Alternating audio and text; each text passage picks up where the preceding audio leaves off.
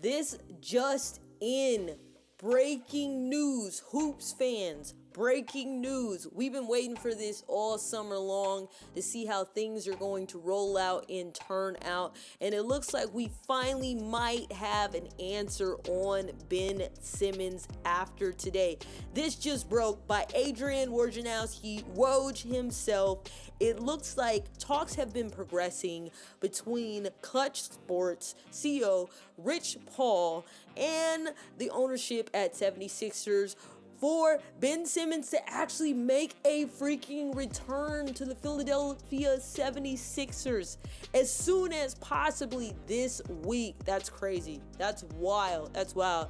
All right, Hoop fans, before we get started, please be sure to hit that like button, sub button, and bell button so you can catch all of our daily posts. Unfortunately, my co-host is not here today, but have no fear. He will be near and he will return soon enough because we love talking hoops with you guys. But we've been watching this develop all summer freaking long, right? Along with other stories like the Kyrie Irving story and seeing how that comes out and everything else. So with that being said, Ben Simmons might come back. Now, let's be honest. Look, we were playing a little game of cowboy Russian roulette to see who was going to hold out the longest. If you guys are not familiar, be familiar because we know at the end of the season, right after that infamous play where Ben Simmons dodged a freaking dunk, right? The head coach for the 76ers, Doc Rivers, and Joel Embiid had press conferences after where essentially they kind of threw him under the bus. Let's just call it what it is. They threw him under the bus. Rightfully so, though. Anytime you have a playoff series and you shoot 0 times in the fourth quarter and you're a max contract player, that's going to be a problem, right?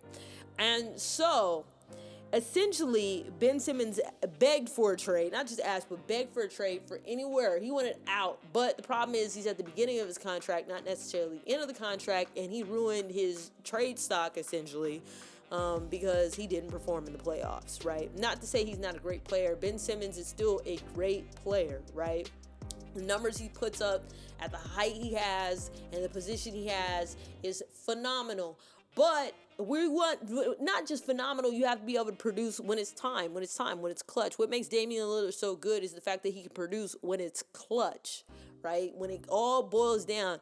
It's a problem in the playoffs if I have to take out my star player in the fourth quarter because he's either too in his head to take a free throw or whatever the situation is, it just wasn't working. Not only that, but the 76ers owe him $147 million left on his max contract, including $33 million he was supposed to earn for this year. And so he literally risked losing almost all of that. We know that on October 1st, he was supposed to be paid $15 million out of that $33 million.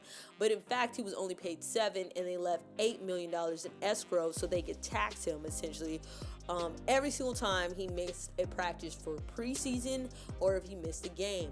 After tonight, he will have missed or lost $1 million unless they just say they're going to pay him again if he shows up, right? There's that. $1 million of his contract. Now, I'm gonna be honest, I don't care. Like, that's just bizarre to give up $33 million because of what? Because you don't want to learn how to make a free throw. Ain't nobody asking him to be a knockdown Steph Curry three-point shooter.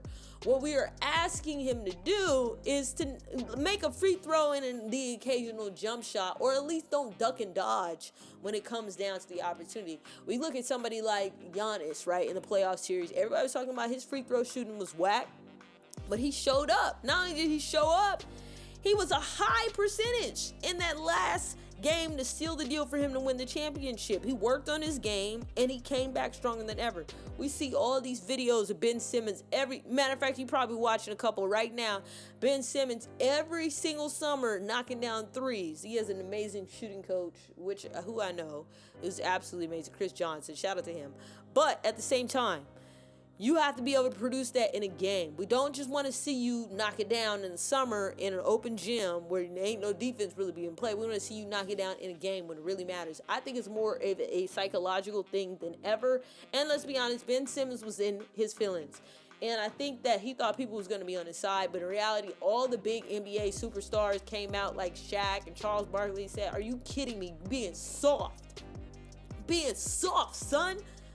All we asking you to do is work on your game." He has the ability and the opportunity to be as dope as LeBron James if he just gets a jump shot. We asking for a jump shot. We not asking for a 3-point. We asking for a jump shot. And you want to run? Like, yes, I know you went out, and I agree with him, right? Because there's some backstory here, right?